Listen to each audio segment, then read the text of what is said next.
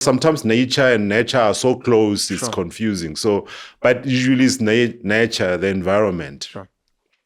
Now, why I'm calling it my own blind spot, because when you go around understanding how the hammer works, suddenly you risk that everything looks like a nail. And then so I must declare that as a blind spot.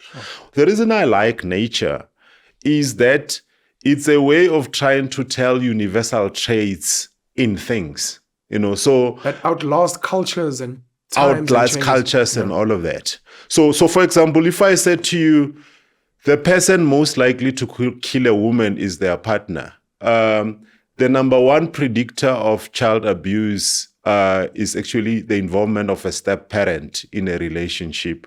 If a son is going to kill a father, it is usually in defense of an abused mother. And the killing people is a male sport.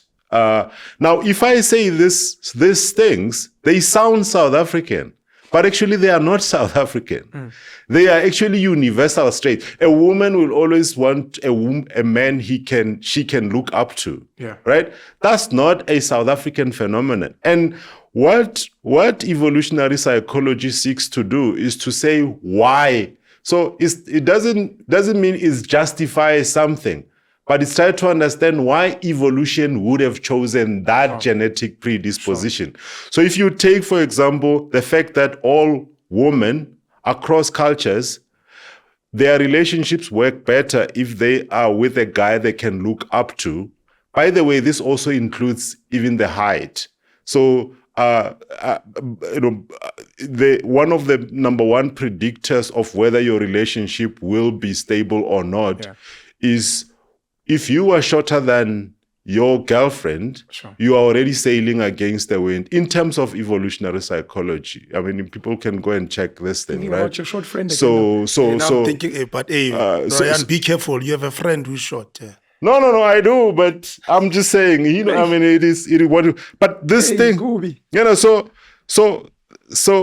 one of the reasons why, so if you go to why women have a genetic predisposition to look for a man with higher social status, evolutionary, i.e. money.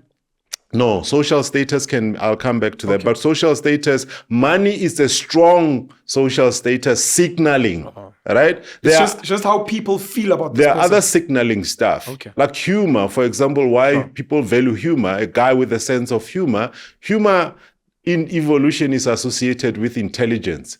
You have to be able to imagine something else that other people don't see as obvious and all of that. By the way, they say if you want to make a strong appeal, even if you are unemployed, if you take a picture, include a guitar or some music instrument in the picture, that actually will shoot up your level of attraction. Same guy, right? So because you're saying, I've got dreams, I've got aspirations. So that's why I use social status and not money, right? It's a could be a combination of many things, but essentially in the society you're in, people see you as a man of value. Absolutely. So for a long part of history, the prevention pill comes into the world somewhere around the 60s, right? So for much of human history, women were either always pregnant or looking after a small baby. Right? And the lactations or the period of breastfeeding a child could last as long as 4 years. Right? So as a result, women were seldom in a position to go and fend for themselves. Right? Because they were constantly looking after, right? And the only sensible thing in terms of evolution was that you needed a guy who can be able to provide the protection, the food, and all of that. That becomes so, therefore, you start to have a genetic predisposition in picking up a higher status man. The higher status man means he will outdo the other man, he'll be able to collect more, and all of that. Now, they say we are operating with a 200,000 years ago, software as human beings. Unfortunately, these genetic predispositions, we live with them today. This is why when people say, oh no, but that woman is making so much money for herself and all of that, Why still looking for a higher social status? It's a genetic predisposition. You need to fight nature. Yeah. They call it hypergamy, I think. Yeah, you need to fight nature.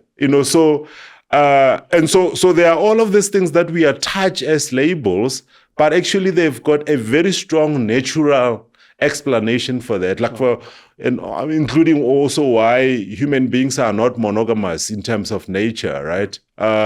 It gets tricky, even gets to if you want to know species by monogamy or polygamy. It actually also includes the size of the testicles of the males in that species. So, for The size example, of the what? of the testicles. The kahunas. The Say a lot. kahunas. Okay. Because, for example, the mountain gorillas. That's why I keep shifting. That's why I keep shifting. It's not by choice. The ladies must know. The mountain gorillas have got very tiny testicles because they use size to dominate. So up to a point, then the females then submit, right? Okay. The chimpanzee, on the other hand, is just really one big set of kahunas, and because they are always competing for attention with the females, and human beings fall somewhere in the middle. Sure. As a species, not by individual. So small balls, gorilla, big balls, chimp. Yeah, and then we fall in the middle. Oh, so that's how much that shines in. We are not steroid, gorilla. The big, We are not we're not a monogamous species. And then actually this is also why when a man in our species chooses to be with one woman, to the man, it is already a big achievement.